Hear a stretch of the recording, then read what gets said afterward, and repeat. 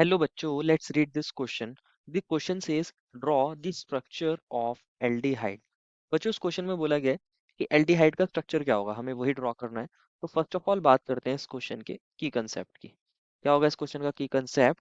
Hybridisation hybridization of carbonyl carbon in aldehyde.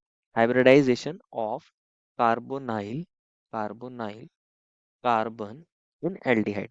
Basically अगर हम बात करें एल्डिहाइड की, तो उसके अंदर कार्बोनाइल ग्रुप होता है। और कार्बोनाइल ग्रुप की हेल्प से हम क्या कर सकते हैं, बता सकते हैं कि क्या हमारे पास स्ट्रक्चर होगा एल्डिहाइड का, अगर हमें उसकी हाइब्रिडाइजेशन, क्योंकि हाइब्रिडाइजेशन से हमें ज्योमेट्री के बारे में पता चल जाता है। अगर हम बात करें इसको हाइब्रिडाइजेशन निकालने के लिए हम एक रूल को यूज करते हैं। पर्टिकुलरली कार्बन के निकालने के लिए हम एक स्टेरिक नंबर रूल को यूज करते हैं। क्या कहता है स्टेरिक नंबर? अगर आपके पास इसके अंदर आप सिग्मा बॉन्ड्स को काउंट करते हो, सिग्मा बॉन्ड्स जितने भी हैं उनको काउंट करते हैं और लोन पेयर को काउंट करते हो, सिग्मा बॉन्ड्स को काउंट करते हो और लोन पेयर को काउंट करते हो। इसके अंदर पाई बॉन्ड्स को काउंट नहीं करते। अगर इसकी वैल्यू आ जाती है बच्चों 4, ध्यान से समझना है, अगर इसकी वैल्यू आ जाती है 4, अगर इसकी वैल्यू आएगी 4, तो हाइब्रिडाइजेशन और ज्योमेट्री क्या होगी इसी को समझते हैं। इसको दोबारा से लिखते हैं। इसकी वैल्यू आ सकती है 4, अगर इसकी वैल्यू आई है 4 तो हाइब्रिडाइजेशन होती है बच्चों sp3।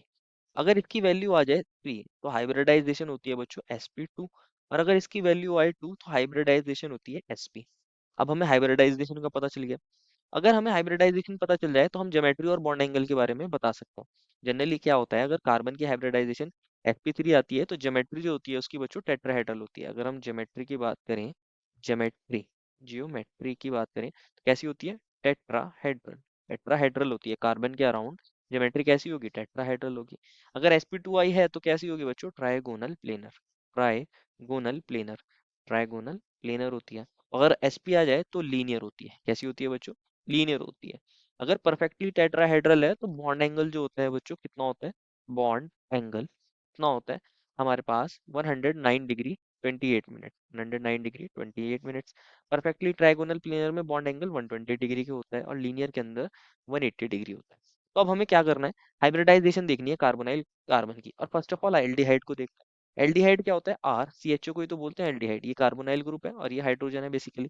ये R C H O aldehyde है। जहाँ ये आर कौन हो सकता है? हाइड्रोजन भी हो सकता है। ये आर कौन कौन हो सकता है बच्चों? ये आर हाइड्रोजन भी हो सकता है, एच हो सकता है। यहाँ पर ये एच ग्रुप हो सकता है। ये जो आर ग्रुप है बच्चों ये एच हो सकता है।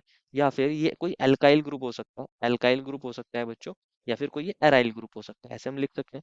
ये आर कौन कौन हो सकता है? या तो एल्काइल ग्रुप हो सकता है, हाइड्रोजन हो सकता है, एराइल ग्रुप हो सकता है, इसी तरह हो सकता है। तो अब हम बात करते हैं यहाँ, ये जो कार्बोनाइल कार्बन है इसको समझना है।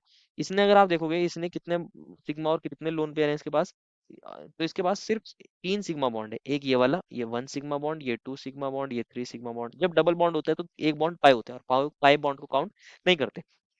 तो स्टेरिक नंबर अगर हम निकालते हैं इस कार्बोनाइल कार्बन के लिए, इस वाले कार्बन के लिए अगर आप स्टेरिक नंबर निकालते हो तो 3 ही सिग्मा बॉन्ड है तो वैल्यू आएगी 3। पाई बॉन्ड्स को काउंट करते नहीं, लोन पेयर इसके पास है नहीं। और वैल्यू आई है स्टेरिक नंबर की 3, तो हाइब्रिडाइजेशन कैसी होती है? sp2 ज्योमेट्री होती है trigonal planar.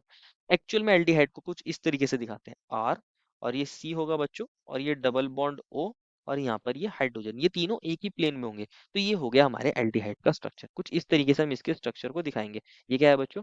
Structure of aldehyde. Structure of aldehyde है। एल्डिहाइड का ये इस तरीके से हम स्ट्रक्चर बनाते हैं। तो अगर हम बात करें कुछ एग्जांपल्स की, इसके कुछ एग्जांपल्स को भी देख लेते हैं बच्चों। एग्जांपल्स समझते हैं।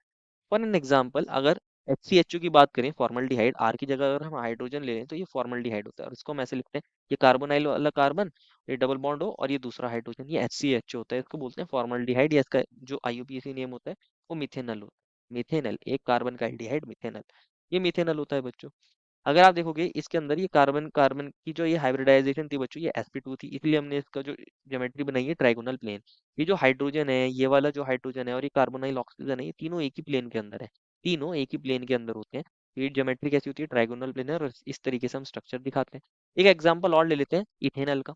यहाँ ये CH3 हो और ये C हो, ये H हो, तो ये इथेनल का स्ट्रक्चर बन जाएगा। ये कौन होता है बच्चों? इथेनल हो सकता है, इथेनल। अगर ये एराइल ग्रुप भी हो सकता है। अगर ये एराइल ग्रुप हुआ, मान लीजिए ये फिनाइल ग्रुप अटैच है और ये C डबल बॉन्ड O और ये हाइड्रोजन को इस तरीके से दिखा दिया, तो ये कौन होता है बच्चों? ये होता है हमारे पास बेंजल्डिहाइड। कौन होता है? बेंजल्डिहाइड। तो इस तरीके से इसके स्ट्रक्चर को दिखा सकते हैं।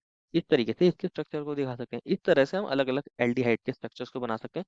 तो ये हमारा जो होता है एल्डिहाइड का स्ट्रक्चर होता है। यहाँ हमारे पास कार्बोनाइल कार्बन की हाइब्रिडाइजेशन sp2 ज्योमेट्री होती है ट्राइगोनल प्लेनर। तो इस तरीके से हम स्ट्रक्चर को दिखाते हैं। इस तरीके से हम स्ट्रक्चर को दिखाते हैं जिसमें आर ओ और एच ये तीनों ही एक ही प्लेन के अंदर होते हैं। तो इस तरीके से हम ये स्ट्रक्चर होता है एल्डिहाइड का। Therefore this is the final answer. I hope you understood it well and best of luck.